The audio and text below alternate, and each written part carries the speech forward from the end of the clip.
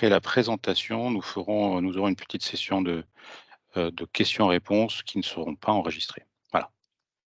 Donc l'enregistrement est parti. Donc un petit rappel sur le programme. Donc on parle du programme Horizon Europe, donc 2021-2027, qui est un gros programme de l'ordre de 100 milliards d'euros sur la recherche et l'innovation, et il est structuré selon différents piliers, notamment le pilier 2, qui est le pilier principal, notamment en termes de budget, mais aussi pour les acteurs qui sont autour de la table ici, c'est-à-dire que l'industrie européenne et la recherche, le monde de la recherche et le monde académique, le monde des PME et le monde d'industrie, puisqu'on s'adresse à des problématiques mondiales qu'on essaie de traiter par de l'innovation et de la recherche.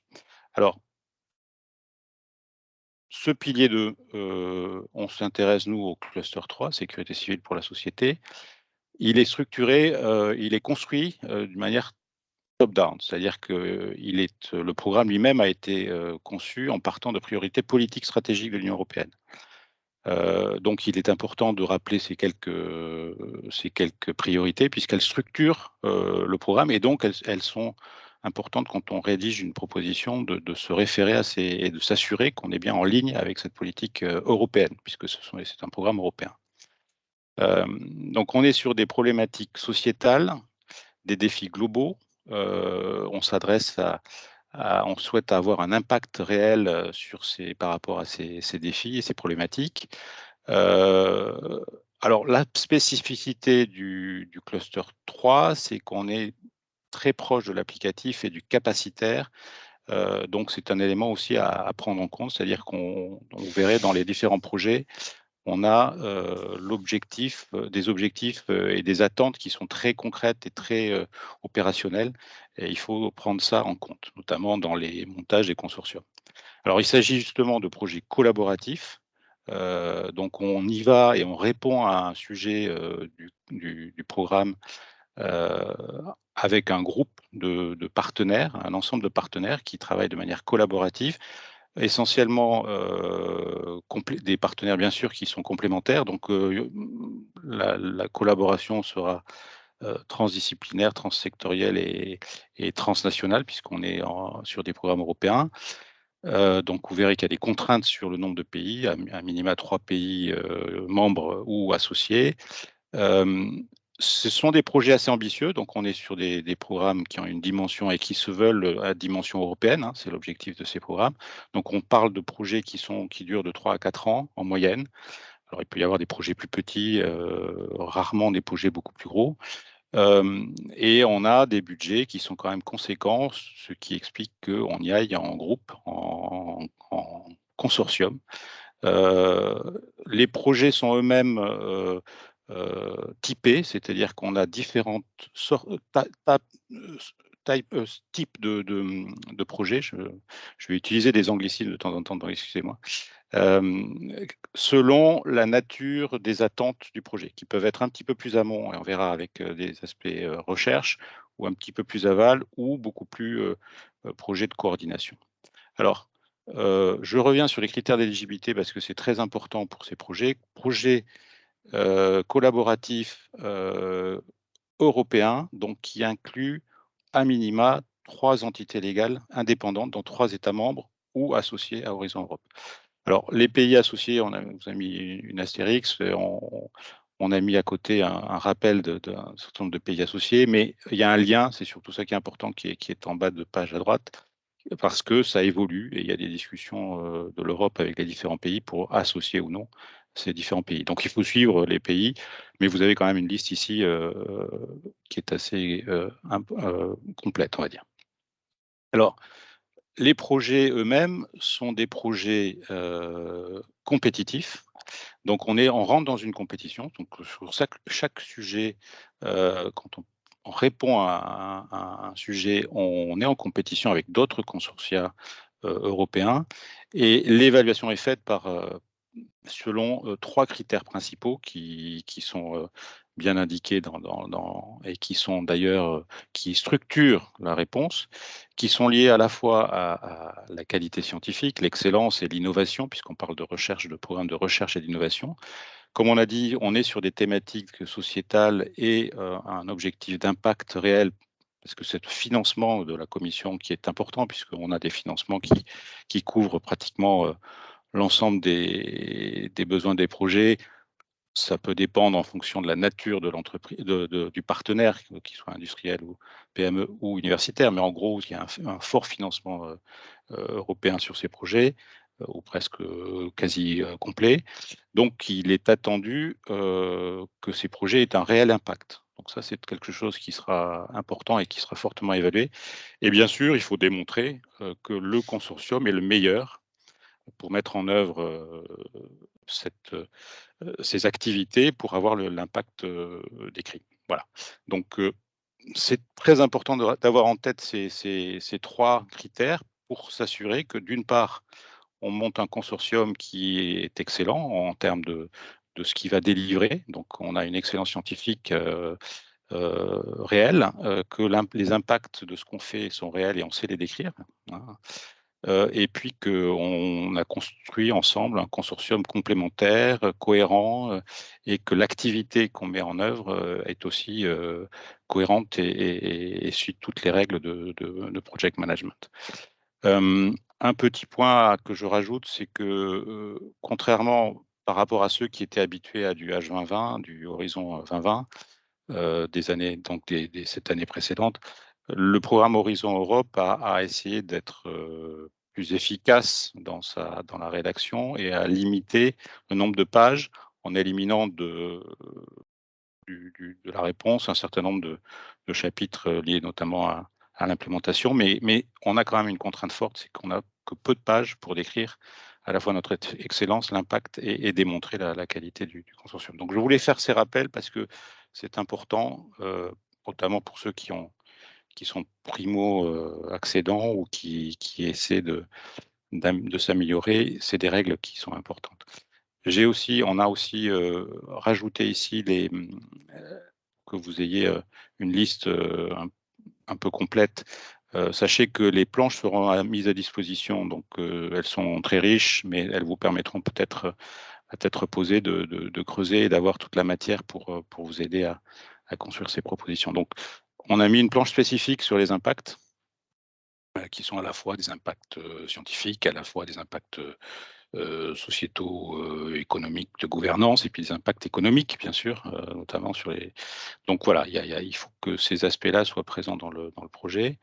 Alors, comme je vous le disais, ça c'est vrai quels que soient les projets, et comme je vous le disais, on parle de projets collaboratifs avec des taux de financement importants, qui sont d'ailleurs variables selon la nature du projet. Donc on a 3 types de projets essentiellement dans le cluster 3, dans ce pilier 2, heu, qui sont alors ils sont traités ici selon des natures de TRL, donc de Technology Readiness Level. C'est une échelle qui avait été inventée par la NASA qui permet de qualifier un peu la maturité technologique de ce qu'on développe. Donc, pour des maturités un peu faibles, on a des projets de recherche et des Research and Innovation Action, pour lesquels on va démontrer une faisabilité, on va aller jusqu'à éventuellement un prototype à petite échelle. Ensuite, on a des projets qui s'appellent des Innovation Action, donc c'est des projets qui, eux, sont plus avancés en termes de maturité. Alors, ça ne veut pas dire que tous les aspects du projet sont à des TRL 6 ou 7, et les TRL qui sont indiqués ici correspondent à la fin des projets, donc au bout de 3 ans, 4 ans, on a développé un certain nombre de technologies, de capacités qui peuvent être qualifiées à ces niveaux de maturité. Mais ça veut dire que dans un type de projet, on peut avoir des choses qui sont complètement matures, d'autres qui sont un peu moins, mais globalement, on a construit quelque chose qui a atteint ce type de maturité.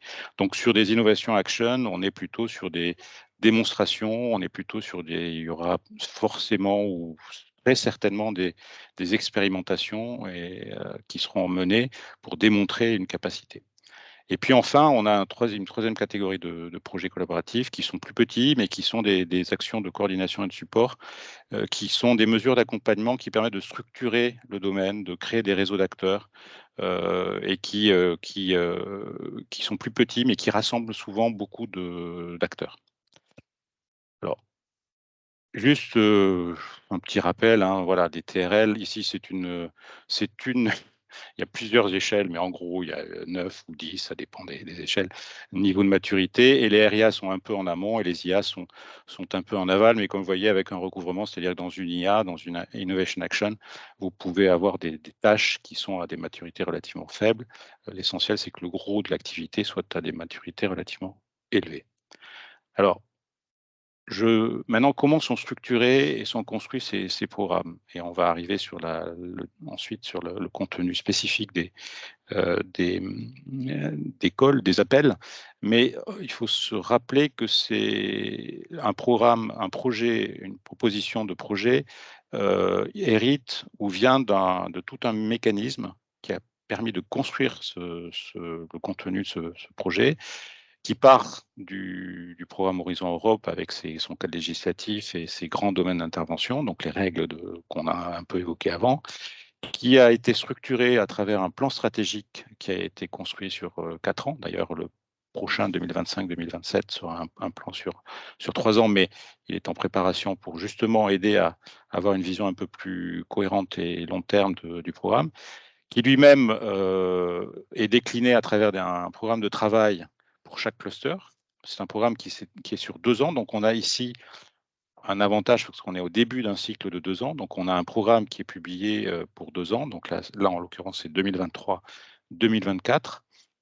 Ce programme lui-même étant structuré à travers des destinations, donc qui sont des thématiques spécifiques traitées par le cluster en l'occurrence.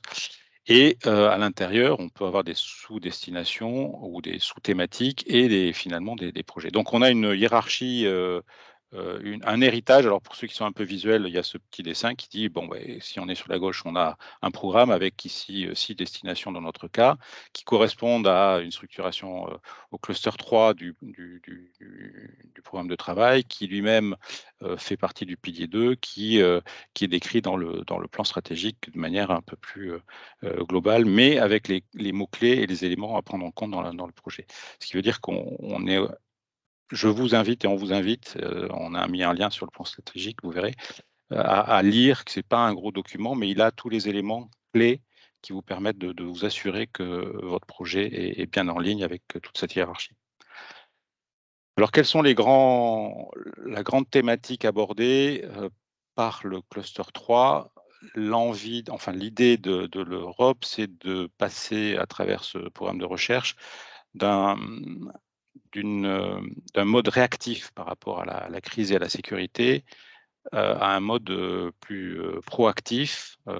Donc, il y a un certain nombre de projets qui sont en anticipation, qui sont d'analyse de risque, pour justement, grâce à ce programme de recherche et innovation du cluster 3 du programme Horizon Europe, à se préparer au mieux et d'être proactif par rapport aux crises et aux événements liés à la sécurité qui ne sont pas en perte de vitesse. Alors, c'est structuré à travers des Key Strategic Orientation. Donc là, c'est un extrait justement du plan stratégique. Donc vous voyez que c'est plutôt bien structuré et on a tous les éléments nécessaires qui traitent d'un certain nombre, qui visent un certain nombre d'impacts qui sont spécifiés. Et là, en l'occurrence, vous verrez que dans DRS, effectivement, l'impact 11, Enhanced Disaster Risk Reduction, fait partie et le point de départ de ce programme. Alors justement, pour rappeler les priorités du programme, sur le cluster 3, nous avons on part des priorités politiques. Là, on traite à la fois de sécurité civile et de cybersécurité dans ce programme Horizon Europe, dans le même cluster. Comme je vous le disais, on est sur des exigences en matière de capacité.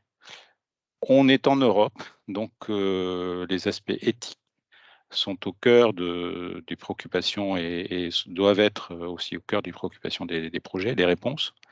Et puis, c'est un projet de compétitivité industrielle, donc il est important qu'on démontre que c'est fait en Europe et que derrière, l'impact sera important pour l'industrie européenne. Donc là, c'est les orientations stratégiques qui vont être déclinées, mais vous avez les deux grands axes principaux sur la résilience et sur une autonomie stratégique qui est rappelée de temps en temps et qui est importante pour le programme, d'autant plus sur ce programme 2023-2024 et à l'avenir, je pense. Alors juste les 6 destinations qui constituent le cluster. Vous avez ici une idée des répartitions de budget entre destinations. Donc bien sûr, vous verrez, il y a un webinaire qui suivra sur la cybersécurité. C'est le plus gros poste dans ce cluster. Mais DRS, la résilience de la société face aux catastrophes, a gardé je dis à garder parce que ça réduit un peu son pourcentage et sa portée dans le programme, mais a gardé quand même une place importante. Alors, juste, je veux rappeler qu'on est sur un cycle qui est plutôt confortable. Donc, je vous le disais, on est sur le programme 23 et 24 qui a été publié. Mais pour les appels 2023, la date limite de remise des offres, des propositions, puisque voilà, est le 23 novembre 2023. Donc, on a un peu de temps pour s'organiser et pour constituer ces consortiums et construire ces propositions. Alors, sur les 6 thématiques, elles sont structurées comme suit. Comme je disais, avec des sous-domaines, hein, des domaines d'activité par thématique, par destination. Ce que vous voyez encadré en rouge, c'est toutes les destinations qui sont traitées ou qui sont abordées dans le cadre du programme 2023. Et vous voyez que ça couvre quand même beaucoup de domaines qui ont été identifiés dans chacune de ces destinations. Voilà. Donc, mais c'est pour vous montrer aussi qu'il y a dans le programme 2024, d'autres domaines seront abordés si vos domaines de prédilection ne sont pas en 2023. Donc, par exemple, sur le DRS, tout ce qui est de la gestion de risque qui n'est pas dans ces appels sera dans les appels 2024. Alors, pour vous aider à encore mieux à construire vos propositions et vos consortia, on a mis en place une stratégie au sein du PCN que je vous rappelle rapidement là. Donc, on est dans la partie webinaire. Donc, on vous fait une présentation la plus synthétique possible, mais qui a pour but de vous aider à appréhender le programme et à comprendre et identifier éventuellement les appels qui vous intéressent. Donc, c'est la phase dans laquelle on est. On a prévu ensuite de vous aider à vous faire connaître et à identifier d'éventuels partenaires. Donc, une session de pitch qui sera en mars. Donc, je pense qu'on a déjà publié ou on va publier. Vous allez recevoir les différentes invitations pour vous inviter à présenter, vous présenter ou présenter les sujets sur lesquels vous souhaiteriez avoir des partenaires.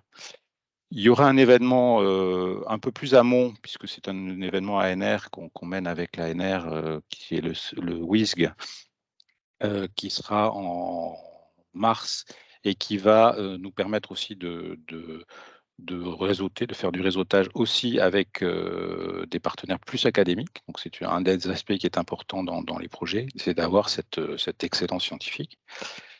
On a identifié le besoin de faire on verrait, on a identifié un SMIG. Il y a un SMIG européen qui sera en mai-juin, mais on a identifié le besoin de faire à plus petite échelle un événement de réseautage français, le REC 3. C'est un nom, donc une rencontre Horizon Europe pour le cluster 3, qui serait une rencontre française qui vous permettrait d'identifier et de construire éventuellement des noyaux durs, c'est-à-dire qu'on a l'impression que c'est plus facile de construire un projet quand on est à 2 ou 3 et que c'est plus facile aussi de s'insérer dans un consortium européen ou d'aller chercher d'autres partenaires européens quand on est un petit noyau. Donc cet événement aura pour but d'essayer de créer un petit noyau, idéalement avec un fournisseur de technologie, un chercheur ou un universitaire et un utilisateur. Donc, si on a ce petit noyau, on a déjà les bases pour construire un projet. Et puis, il y aura le SMIG européen et on vous rappelle la deadline de novembre 2023. Donc, quelques conseils avant d'aborder le contenu du programme pour DRS. Il est important dans ce programme de sécurité, et c'est rappelé, on le verra assez régulièrement de prendre en compte la dimension sciences sociales et humaines. Euh, euh, c'est important puisque la sécurité est au cœur des sociétés et de gros problèmes de market access, de développement de cette activité sont liés aussi à l'acceptation et à la perception que peut avoir la société des problèmes de sécurité. Donc cet aspect SHS est très important. Et il va d'ailleurs avec la garantie des droits fondamentaux et des réglementations européennes. On en reparlera notamment pour l'ensemble des projets, mais c'est plus spécifique peut-être pour le cyber, mais pas uniquement. Comme je vous le disais, le plan stratégique est au cœur, donc on vous invite à le lire. Il y a peut-être 10 ou 20 pages et peut-être même moins pertinentes pour le cluster 3, mais c'est important de les avoir lues. Je vais vous présenter une synthèse des appels, mais qui sera sur une seule page. Donc, on vous invite à lire, dans tous les cas, les appels de manière précise et attentive. Chaque mot compte. Parfois, c'est pas forcément évident à lire d'ailleurs, mais ça représente 2-3 pages et c'est ça qui est la référence. Donc, ce qui est écrit fait référence par rapport à votre appel, donc c'est important d'avoir lu ça. Un petit rappel sur les partenariats, on verra que dans certains cas, la coopération internationale est souhaitée, en l'occurrence avec la Chine. Elle n'est pas souhaitée sur les Innovation Action avec des TRL plus élevés. On peut comprendre pourquoi. Vérifier les accords d'association des pays d'éligibilité, c'est important. L'éligibilité est un critère fondamental. On verra que des statistiques nous montrent qu'on se retrouve assez régulièrement à quelques pourcents, voire jusqu'à 10% de projets qui ne sont pas éligibles, simplement parce qu'on n'a pas implémenter correctement les conditions qui étaient sur le nombre de pays, le nombre de partenaires. Voilà, donc c'est important d'avoir ça en tête. C'est ce qu'on a essayé de rappeler dans les planches qui suivent.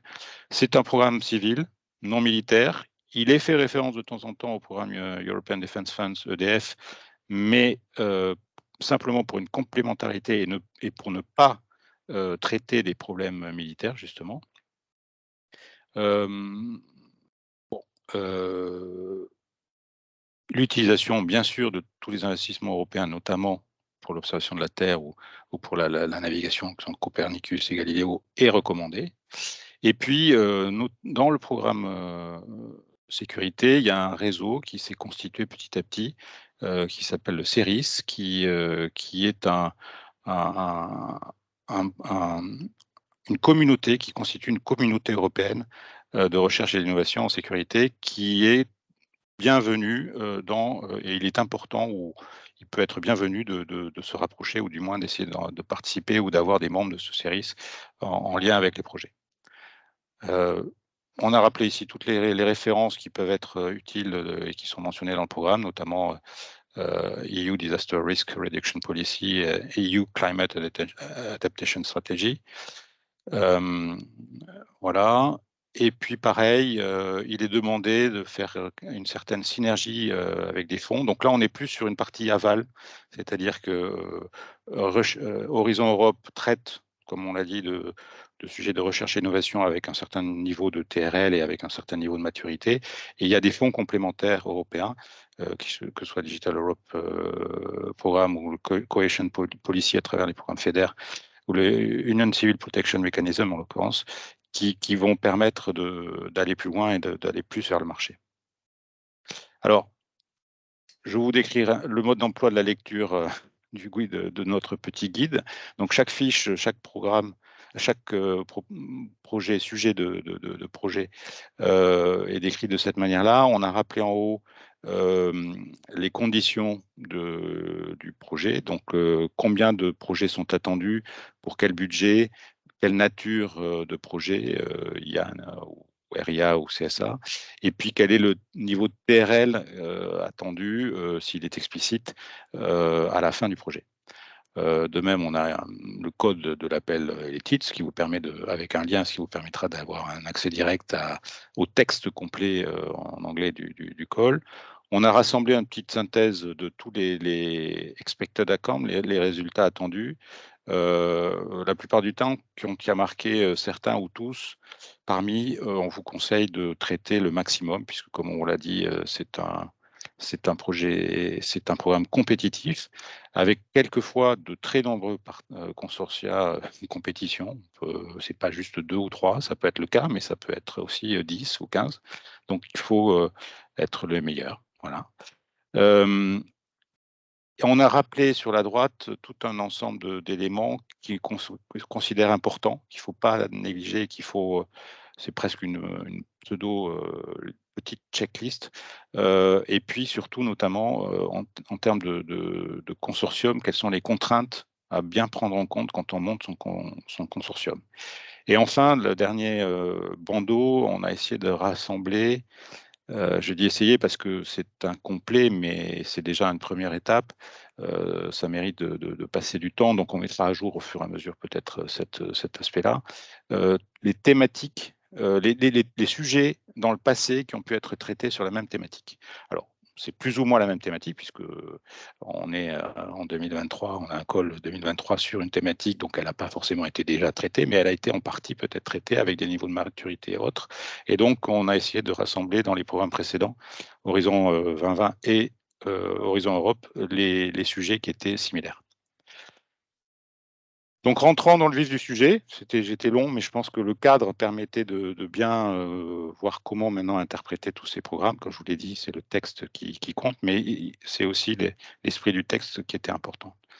Alors, Disaster Resilient Society, donc DRS, 5 appels cette année en 2023, 6 lauréats, ce qui veut dire que sur un des appels, il est attendu 2 lauréats, ce qui est bien. Un budget global de 27,5 millions. On est surtout sur des appels recherche et innovation, 4 par rapport à une IA. Sur 3 des 5, il est explicitement indiqué un besoin de sciences humaines et sociales. Et globalement, la coopération internationale est recommandée, puisqu'on est sur des thématiques de catastrophes qui sont cross-border par nature et qui peuvent nécessiter l'intervention de différentes nations.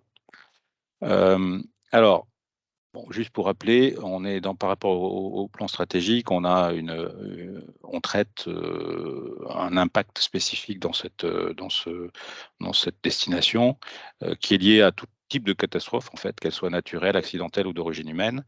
Des mots-clés que j'ai essayé de mettre en avant, c'est la notion de résilience. On verra qu'elle est de plus en plus présente.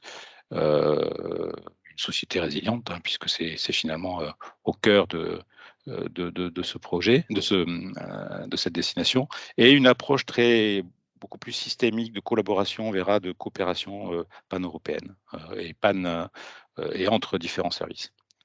Bon, je rappelle les défis, reconnaissance et vulnérabilité accrue des sociétés qui sont de plus en plus complexes. Donc, il y a un besoin de compréhension des phénomènes. Donc, on verra que la compréhension de la société est un élément qui est aussi très important et de sa réaction face à la catastrophe et au risque ou à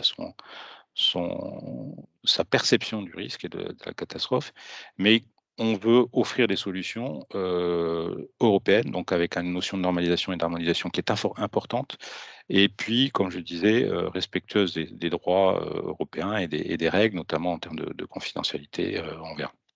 Alors, premier call, bon, je ne vais pas lire l'ensemble puisque c'est compliqué, et simplement ces planches sont là aussi pour vous aider par une lecture un peu plus approfondie ensuite d'avoir tous les éléments, mais là, on traite de l'aspect de la résilience de la société, finalement, préparation de la société aux crises.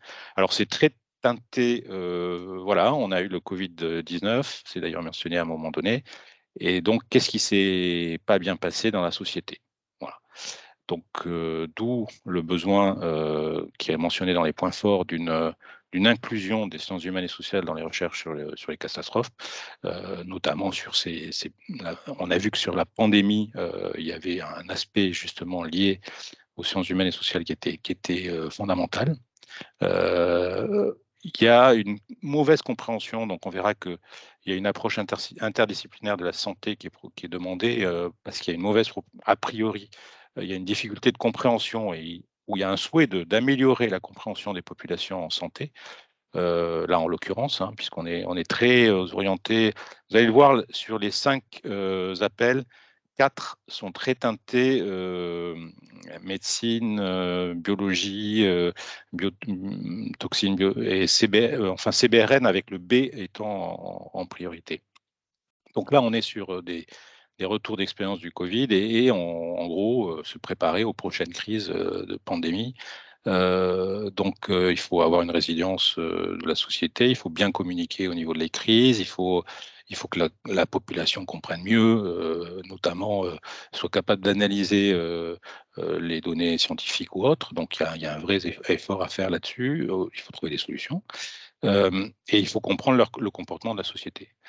Il y a aussi un enjeu qui est lié à la numérisation des données dans la gestion de crise. On a vu aussi avec les applications qui permettent de s'enregistrer tout ça, il y a un problème de confidentialité, de confiance dans l'utilisation de ces données.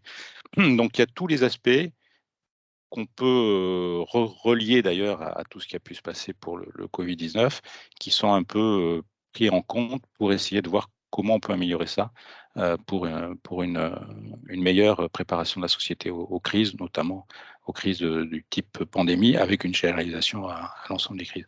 Donc, le consortium, comme on sans doute, doit inclure des experts des sciences humaines et sociales et du genre, enfin, au sens où la population peut avoir différents types de profils globalement, c'est plus que le genre d'ailleurs. Et donc, il est nécessaire de prendre ça en compte dans la préparation des sociétés. Un élément d'inéligibilité, c'est la constitution de ce consortium, donc notamment avec les SHS, mais aussi le fait d'avoir au moins 3 pays, une coopération internationale, d'avoir 3 organisations représentant la société civile ou les communautés locales, on comprend pourquoi, mais aussi les praticiens, et puis le secteur privé. Donc c'est comment on s'organise tous ensemble pour mieux gérer ce type d'événement, pour mieux se préparer à ce type d'événement. Donc ça c'est pour le premier projet, donc, premier sujet. Deuxième sujet, donc là, on est sur la détection, identification, l'analyse de risque des toxines biologiques. Donc on est vraiment sur des toxines biologiques, hein, on n'est pas sur juste, on n'est plus sur de la pandémie, mais on est sur un aspect qui est plus, on va dire, malveillant, mais d'une certaine manière, on est plus dans du bioterrorisme. Donc l'idée, pour mieux traiter tout ça, c'est de vraiment penser au niveau européen. Donc un aspect d'interopérabilité qui va permettre une opérabilité de la réponse, mais une opérationnalité de la réponse à travers des standards, enfin des normes, en constituant aussi une force d'intervention pan-européenne. Donc interconnecter finalement les différents acteurs du bioterrorisme et fait partie des objectifs principaux de ce sujet. Avec une volonté d'être vraiment opérationnel, dans le sens où il est demandé à ce que des tests expérimentaux solides de mesures de décontamination soient réalisés, hein, soient démontrés pour permettre aussi de gérer ces événements. Donc, on verra qu'il faut détecter correctement ces toxines qui sont spécifiques.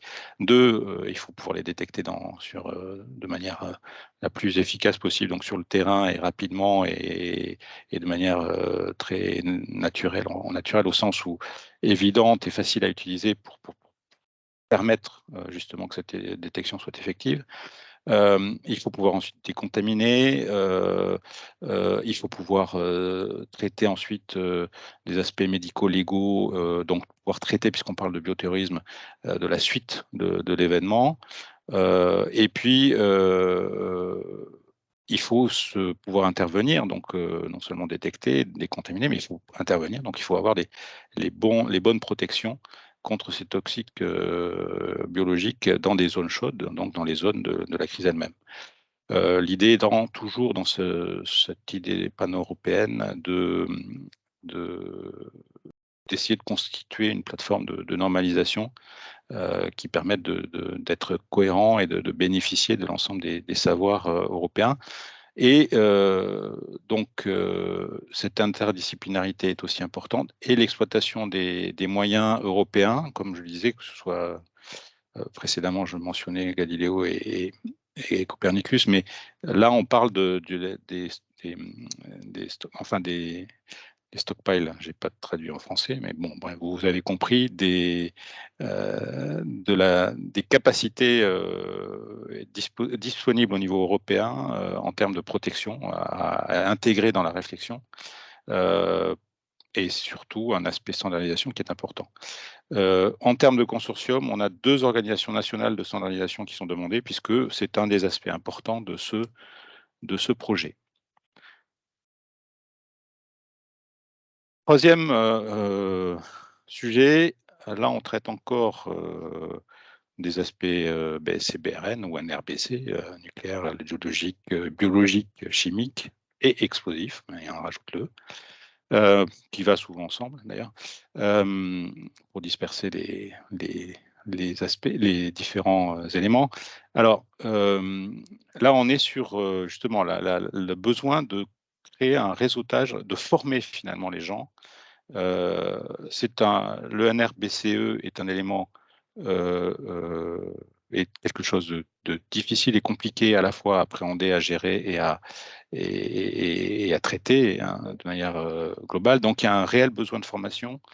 Euh, les centres de formation peuvent avoir des caractéristiques différentes. Donc, l'idée est de mettre en réseau de manière la plus étendue possible tous les centres de formation NRBC en Europe, mais aussi s'appuyer sur ce que l'Europe d'ailleurs a fait depuis un certain nombre d'années, sur les centres d'excellence CBRN qu'il a essayé de construire un peu partout, que ce soit en Afrique, ailleurs, au Proche-Orient, ailleurs, pour justement avoir cette capacité étendue de centres de formation et de partager les meilleures pratiques.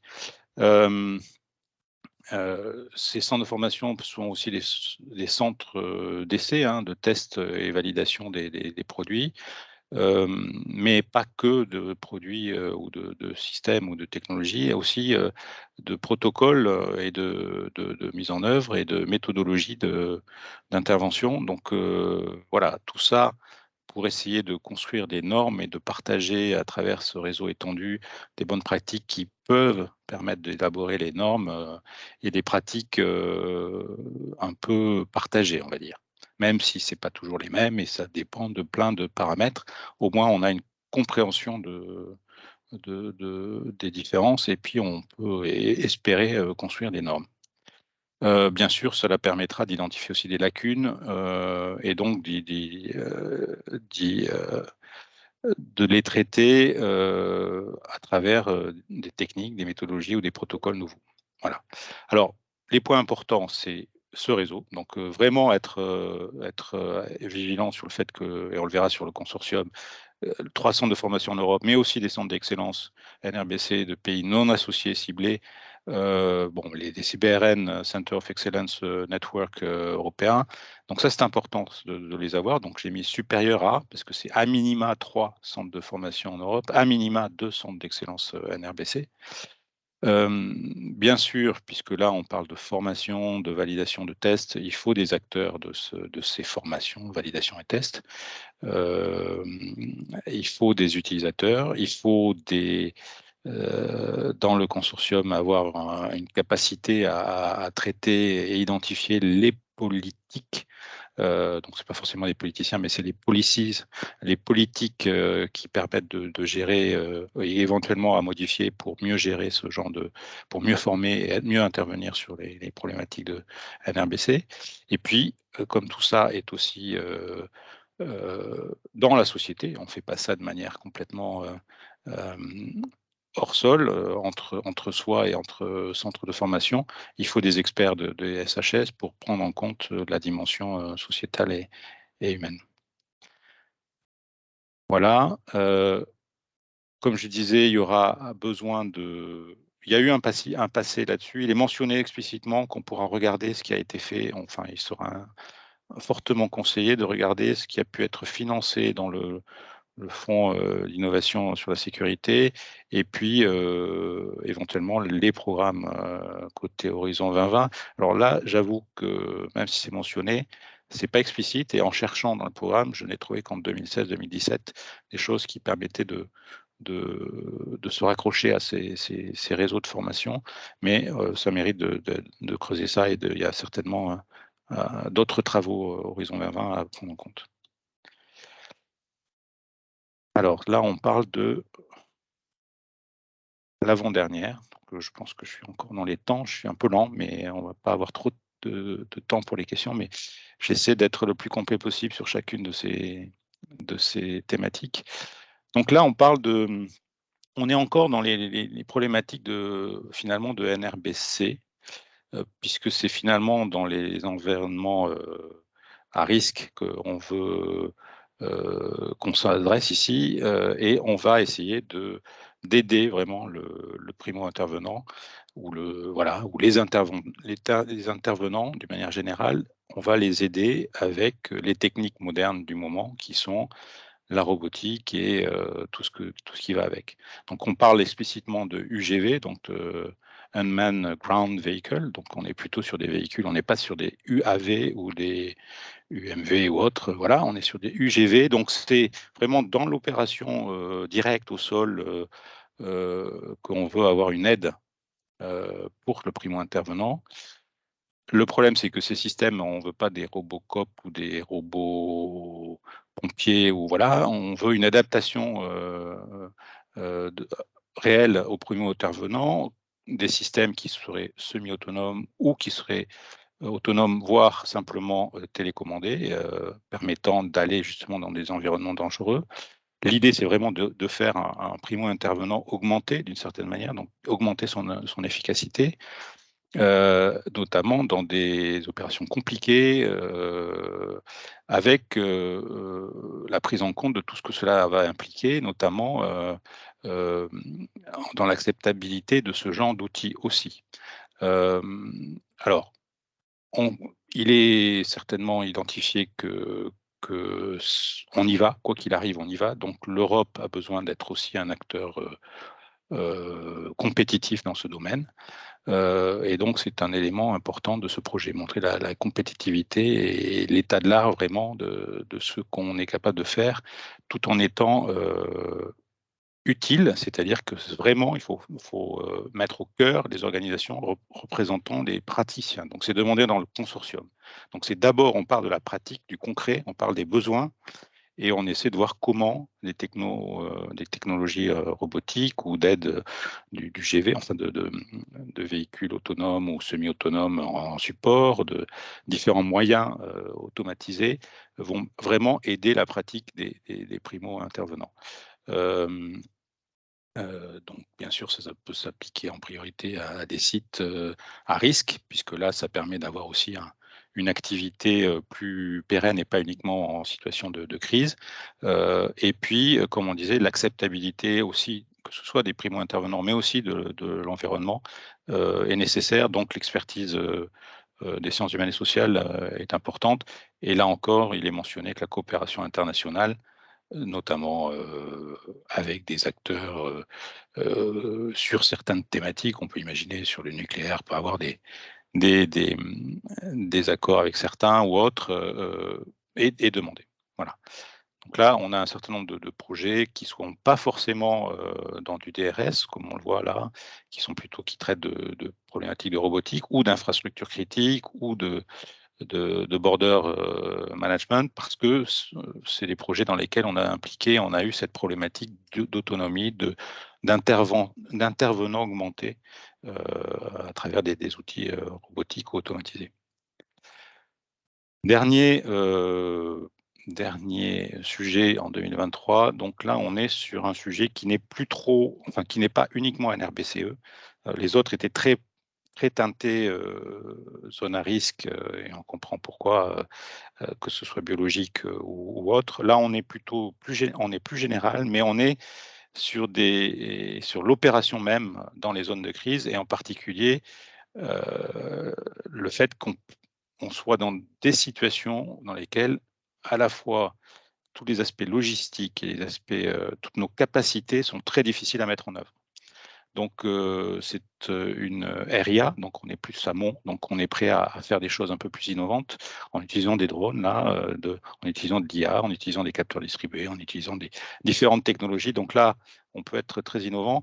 Comment on arrive dans des conditions météo très mauvaises ou avec des vraies difficultés d'accès, comment on arrive quand même à opérer et qu'est-ce qui peut nous aider à opérer et à traiter la crise dans des conditions qui sont difficiles. Alors, on est toujours dans le même esprit, c'est-à-dire que les technologies qui seront proposées devront être centrées sur l'utilisateur et les utilisations réelles. C'est-à-dire que là encore, et je reviens au consortium, on le voit, c'est explicite, il faut au moins 3 organisations représentant les praticiens, les autorités locales, régionales, et les réponses aux crises dans 3 pays au moins différents. Donc on est vraiment aussi sur de la coopération, mais on part d'un besoin et on part d'un co-développement ou d'une co-définition des attentes, que doivent satisfaire ces technologies, notamment pour traiter d'environnements enfumés ou de situations de météo très, très mauvaises. Donc là, bien sûr, il est mentionné explicitement. Alors, chaque fois, c'est pas une obligation, mais quand c'est mentionné, c'est important de le prendre en compte que, les capacités européennes, que ce soit en navigation, Galileo EGNOS ou éventuellement d'observation, de toute nature, type Copernicus, pourront être, utilisées dans ce genre de de propositions. Ça ne se limite pas qu'à ça, c'est-à-dire qu'il est aussi mentionné que d'autres moyens d'observation haute peuvent être bien sûr utilisés, mais on s'assurera qu'on a pris en compte aussi ces capacités, ces services disponibles, payés et financés par l'Europe. Voilà, donc je pense que je suis arrivé au bout des 2023. Juste un rappel sur 2024. Je dis un rappel parce qu'en fait, on fera une présentation certainement beaucoup plus détaillée quand, un peu plus tard pour vous préparer à 2024, mais ça vous permet de positionner, de voir les thématiques qui sont aussi concernées par ces appels. Donc là, on a, je crois, 4 appels a priori en 2024, 4 sujets. L'un qui traite des problématiques de NRBC dans la chaîne alimentaire, qui part de l'agriculture à la consommation. Donc, c'est l'ensemble de la chaîne qui est impactée et avec une volonté de traiter ça, d'être protégé contre ces risques. Deuxième sujet qui sera plutôt lié aux alarmes et aux alertes avec de l'harmonisation et de la normalisation sur les protocoles à mettre en œuvre pour s'assurer qu'on est cohérent. Le troisième sujet sera plus focalisé sur les catastrophes et les événements naturels et technologiques. Donc là, là encore, c'est comment on récupère. Et là, on est plutôt sur de la réponse et de la récupération ou du damage assessment ou de la continuité de business, on va dire, par rapport à ces événements naturels et technologiques. Et le dernier, on est sur des choses un peu similaires, mais là, on est plutôt sur des incidents radiologiques et nucléaires. Donc il est même mentionné les nucléaires blasts. Donc, on est vraiment dans un post-Ukraine world, si je peux m'exprimer comme ça, dans lequel justement on a mis en 2024 un sujet de ce type. Voilà, alors pour aller plus loin très vite, on a en tant que PCN, on vous fournit ou vous pourrez vous connecter directement tous les liens qui nous paraissent utiles, notamment sur le lien européen du Funding Intender, bien sûr, mais il y a aussi le portail français d'Horizon Europe qu'on voulait vous indiquer parce que il est quand même très complet avec beaucoup de choses. Donc on vous incite à le voir et sachez qu'il y a des aides financières au montage, notamment pour des entités publiques ou pour des PME, à travers des mécanismes, soit ANR, soit BPI, et on vous donne les références. Un petit point que je voulais mentionner, c'était le fait que là, on vous parle du programme, on vous parle de réponses. on vous encourage aussi, si vous le pouvez, ou d'autres services dans vos entités, à devenir ou à faire cette expérience d'expert évaluateur. C'est important puisqu'il y a pas tant de Français que ça dans ce domaine et c'est une manière de bien comprendre, comment fonctionne ce programme et notamment les évaluations. Et puis, sachez qu'il y a un groupe thématique national de sécurité, le GTN, qui est piloté par le représentant au comité de programme, qui est en interaction directe avec la commission, notamment pour la définition des programmes, qui est à votre disposition ou auquel vous pouvez participer pour vous aider à anticiper. Là, on n'est plus sur l'élaboration des futurs appels, mais c'est aussi un élément important à avoir dans le paysage.